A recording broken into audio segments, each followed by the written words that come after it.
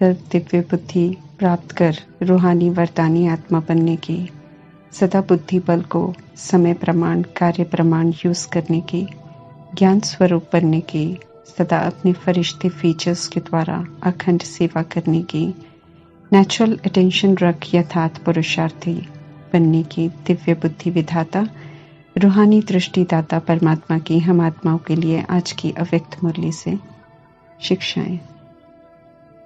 साक्षीपन अर्थात डिटैच होकर त्रिकालदर्शी की नॉलेज की स्मृति से ड्रामा के खेल को देखना और देखते हुए अचल अटोल रहना, अर्थात कोई भी खेल चले उसका प्रभाव हम पर बिल्कुल न हो, न अच्छे का कोई प्रभाव पड़े तो न बुरे का कोई प्रभाव पड़े।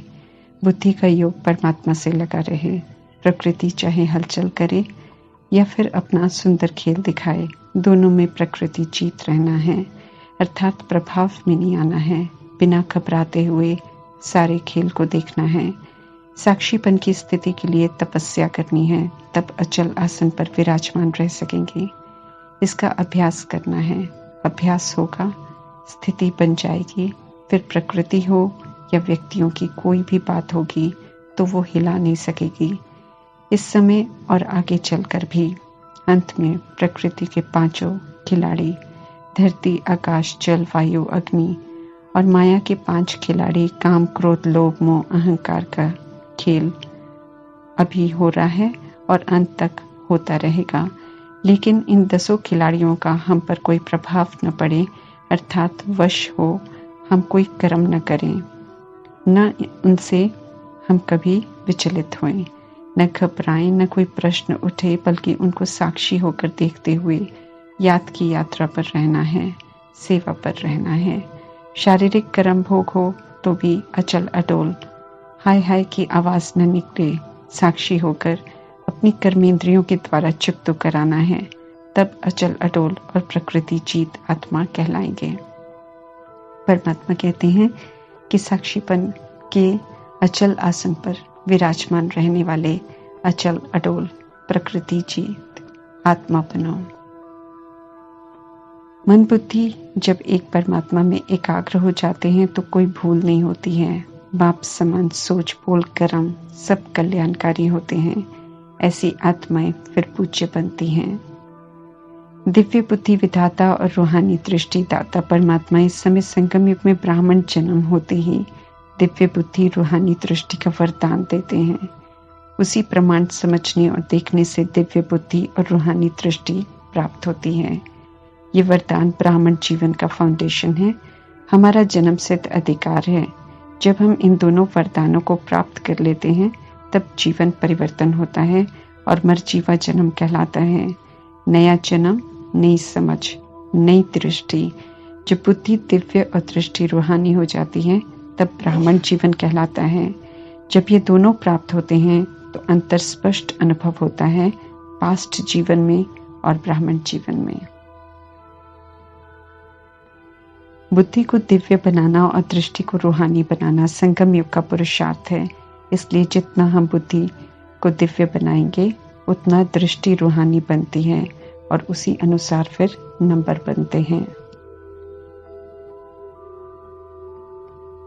दिव्य बुद्धि और रूहानी दृष्टि को सदा हर संकल्प में, हर बोल में, हर कर्म में जितना हम यूज करेंगे उतना हम नंबर आगे ले सकेंगे। रूहानी दृष्टि अर्थात आत्मिक दृष्टि से वृद्धि अर्थात सोच और नजरिया बदल जाता है, फिर उसी प्रमाण हमारी कृति अर्थात कर्म बदल जाते हैं। बुद्धि जब दिव्य होती है तो निर्णय अपने प्रति, सेवा के प्रति, ब्राह्मण परिवार के संबंध संपर्क प्रति बिल्कुल एक्यूरेट होता है, शक्तिशाली बन जाता है। रूह की अनादि आदि विशेषताओं को यूज करना दृष्टि और बुद्धि को दिव्य बनाता है। परमात्मा वरदान देते हैं, फिर चेक भी करते हैं देखने के लिए और एहसास दिलाने के लिए कि हमने वरदानों को प्राप्त किया है या नहीं। परमात्मा अपना यथार्थ परिचय देते हैं। हम आत्माओं के भी ओरिजिनल अनादि अर्थात सतगुणी आत्मिक स्वरूप का और आदि सतयुगी स्वरूप का परिचय देते हैं और हर ब्राह्मण आत्मा का भी त्रिकालदर्शी स्वरूप का परिचय देते हैं। जैसी समझ मिली है उसे जानकर फिर उसी रूप से संकल्प बोल कर्म करते हैं। संस्कारों को मिलाकर चलते हैं तो परमात्मा से दिव्य बुद्धि का अधिकार प्राप्त करते रहते हैं। जैसा परमात्मा विशेष बनाते हैं, जैसे सेवा के निमित्त बनाते हैं, जैसे ब्राह्मण जीवन की विशेषताएं व दिव्य गुण दिए हैं, अर्थात पवित्रता, नम्रता, धैर्यता, सरलता, मधुरता, शालीनता, सहनशीलता, निरअहंकारिता, हर्षित मुखता, संतुष्टता, क्षमाशीलता, शुभ भावना, परोपकार का, प्रेम का, रमणीकता का। अब जैसा इन गुणों को यूज करने के निमित्त बनाया है परमात्मा ने, ऐसे अपने आप को पहचान कर दिव्य गुणों को यूज करते हैं तो उसी प्रमाण अपने को आगे बढ़ाते हैं। हर ब्राह्मण आत्मा की विशेषता, गुण, योग्यता, पुरुषार्थ अलग अलग है। हर एक को जो जैसा है वैसा जानकर उसी विधि से संपर्क में आना, हर किसी को आगे बढ़ाना, इसे कहते हैं दिव्य बुद्धि। ये पहली परख है जिससे समझ सकते हैं कि बुद्धि दिव्य है।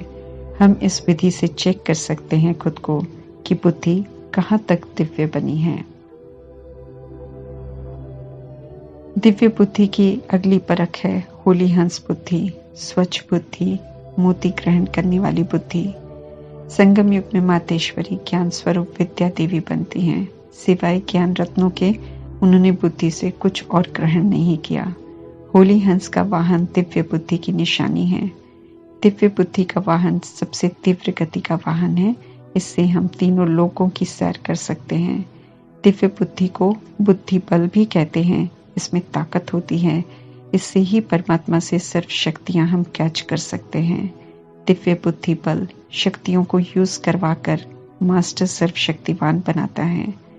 परमात्म पहचान हो, परमात्म मिलन हो, परमात्म प्राप्ति हो, सभी की अनुभूति दिव्य बुद्धि के बल द्वारा ही होती है। दिव्य बुद्धि से जो चाहो, जैसे चाहो, असंभव को संभव करना चाहो, सब कर सकते हैं। दिव्य बुद्धि हो तो हर कर्म में परमात्मा की पवित्र टचिंग अनुभव कर हर कर्म में सफलता का अनुभव कर सकते हैं। दिव्य बुद्धि कोई भी माया के वार को हार खिला सकती है।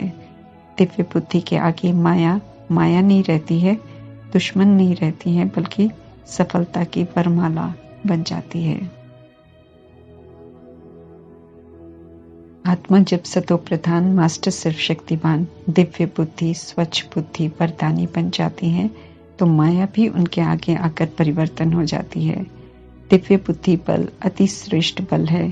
परमात्मा कहते हैं सिर्फ इसे यूज करो, जैसा समय उसी विधि से यूज करो तो सर्व सिद्धियां प्राप्त हो जाएंगी। सिद्धि दिव्य बुद्धि की सफाई है। ब्राह्मण आत्मा बनकर दिव्य बुद्धि बल से जो संगम युग में सिद्धियां प्राप्त करते हैं, इसी के आधार से यादगार मूर्तियां द्वारा भगत सिद्धि प्राप्त करने के लिए जाते हैं। ये अभी की प्राप्त हुई दिव्य बुद्धि बल को यूज करने का कमाल है। आप समान बनाने वाले शिक्षक परमात्मा मास्टर शिक्षक बनाते हैं। मास्टर शिक्षक अर्थात हर संकल्प, हर बोल, हर सेकंड सेवा में उपस्थित। जो ऐसे सेवाधारी हैं उन्हें बाप दादा मास्टर शिक्षक कहते हैं। शिक्षाओं को प्रैक्टिकल में अमल में लाने वाले। रूहानी फीचर्स अर्थात फरिश्ता स्थिति के फीचर्स। एक परमात्मा की याद में रहने से ऐसे फीचर्स बनते हैं। इससे निरंतर और अच्छी सेवा होगी। अभी चैतन्य में ऐसी फरिश्ता स्थिति द्वारा सेवा करते हैं। अभी दुखी, अशांत, परेशान आत्माओं को सुख, शांति, खुशी की अनुभूति कराते हैं तो भविष्य में जड़ चित्र भी ऐसे ही बनते हैं, जिन्हें देखकर भगत आत्माओं की दुख, अशांति और परेशानी दूर होती है। अभी के फीचर्स से फ्यूचर बनता है। इसलिए परमात्मा समझाते हैं कि अमृत वेले अपने फरिश्ते के फीचर्स को चेक करो और देखो कि उनमें खुशी, शांति और सुख का श्रृंगार ठीक है। श्रृंगार ठीक होगा तो सेवा करने की मेहनत नहीं करनी पड़ेगी, बल्कि सेवा स्वतः ही और सहज होती रहेगी। कोई थकावट भी नहीं होगी, क्योंकि नेचुरल सेवा है। सबको खुशी, शांति और सुख की अनुभूति स्वतः ही होती रहेगी। सफलता जन्मसिद्ध अधिकार है। सफलता गले का हार है। इसलिए परमात्मा पूछ रहे हैं कि सफलता की माला गले में पड़ी हुई है कि माया के प्रभाव में आकर माया को निकालने में समय लगता है। सहज पुरुषार्थ, नेचुरल अटेंशन वाला पुरुषार्थ करते हुए सफलता मूर्त रूप में परमात्मा सभी को देखते हैं। इसलिए कहते हैं कि नेचुरल अटेंशन रखने वाला यथार्थ पुरुषार्थी बनो। भगवान से संबंध हम जोड़ते हैं तो भाग्यवान बन जाते हैं। तो परमात्मा हम आत्माओं से पूछ रहे हैं कि क्या हम सब अपने भाग्य को देखकर हर्षित रहते हैं। हमें खुद को देखना है कि हम सदा हर्षित रहते हैं या नहीं। ज्ञान मार्ग में औरों को आगे रखना, आगे बढ़ाना, पुण्य जमा करना है। जो ऐसा करता है वो भी स्वतः ही आगे बढ़ता रहता है। परमात्मा पिता कहते हैं कि सदा ये लक्ष्य हर कदम में हो कि आगे बढ़ना भी है और औरों को बढ़ाना भी है।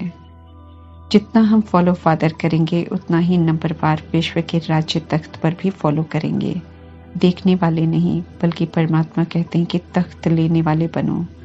संगम युग में प्रजापिता ब्रह्मा सदा बाप के साथ खाते पीते रहते खेलते पढ़ाई करते।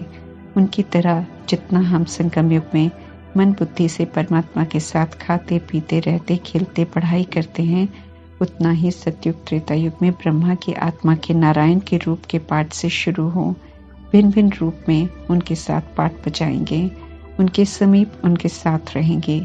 21 जन्मों की तो पूरी गारंटी है। रूहानी नशा हो कि अनेक बार परमात्मा पिता के हम सब साथी बने हैं, अभी भी हैं और अनेक बार हम बनते रहेंगे।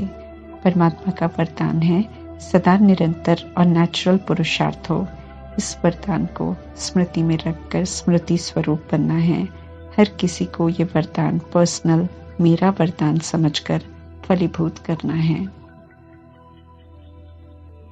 माया से बचने की सहज विधि है खुद को स्वचिंतन, प्रभु चिंतन, ज्ञान के मनन चिंतन, ज्ञान रत्नों के प्रयोग में, धारणा में, याद की यात्रा में, सभी प्रति शुभ चिंतन, स्व परिवर्तन और सेवा में बिजी रहना। संगम योगी ब्राह्मण बनना या गॉडली स्टूडेंट बनना अर्थात बिजी रहना, क्योंकि हर कदम में कमाई है जिसे हमें जमा करना है। जितना हम जमा करेंगे उतना खुशी बढ़ती जाएगी, उतना निर्माण रहेंगे। हर आत्मा एक ही परिवार के हैं, इसलिए हर आत्मा प्रति रूहानी प्यार है। किसी के प्रति भी घृणा आ नहीं सकती है। कोई गाली दे तो भी नहीं, कोई प्रश्न नहीं। शक्तियों के फुल स्टॉक को अपने पास जमा रखना है।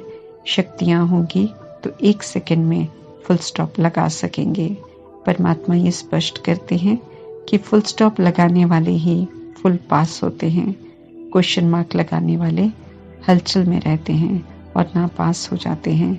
इसलिए परमात्मा कहते हैं कि बड़े ते बड़ा बिजनेसमैन बन, कदमों में पद्मों की कमाई कर, अपने पास शक्तियों का फुल स्टॉक जमा करो ताकि फुल पास हो सको।